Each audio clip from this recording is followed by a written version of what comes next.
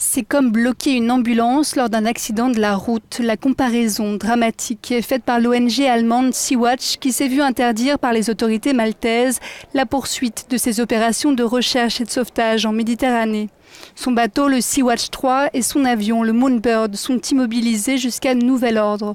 Pour l'ONG, Malte n'a pas le droit d'interdire ses activités. Interrogée par Euronews, elle dénonce une volonté de réprimer le sauvetage en mer et affirme qu'elle fera tout pour reprendre de nouveau ses opérations.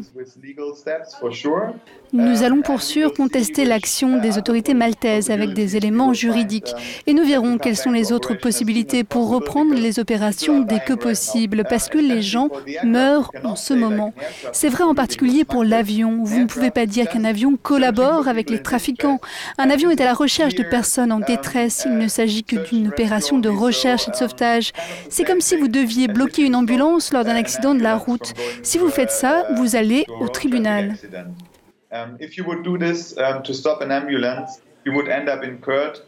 À la demande d'Euronews, les autorités maltaises ont réagi et elles affirment que l'autorité de recherche et de sauvetage du pays ne demande aucune mission de surveillance par des tierces parties dans sa zone de sauvetage et sa région de vol.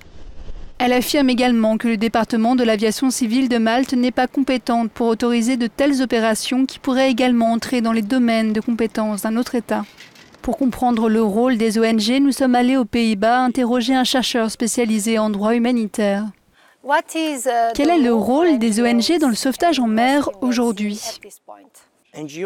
Les ONG sont toujours nécessaires car pour le moment, il n'y a pas de présence européenne compétente au large de la Libye et la garde-côte libyenne formée par l'Italie et l'Union européenne n'est pas encore bien équipée pour mener l'ensemble des opérations de recherche et de sauvetage. La Libye est un pays qui n'a pas de centre de coordination des opérations de sauvetage et qui est dans un tel état de fragilité qu'on ne peut pas compter sur lui pour mener à bien de telles opérations. Pourquoi dites-vous que la décision espagnole de recevoir le bateau fait plus de mal que de bien ? Les ports espagnols sont trop éloignés pour offrir un lieu de débarquement fiable à tous les coups. Et c'est un long voyage qui pose beaucoup de problèmes d'un point de vue humanitaire, mais aussi logistique. Cela oblige les ONG à être pendant plus d'une semaine loin de la zone où la plupart des situations de détresse surviennent. Idéalement, il serait préférable pour ces raisons autant humanitaires que logistiques que les migrants soient débarqués en Italie, puis transférés dans d'autres pays de l'Union européenne. Standpoint if migrants were disembarked in Italy and then relocated to other European Union countries.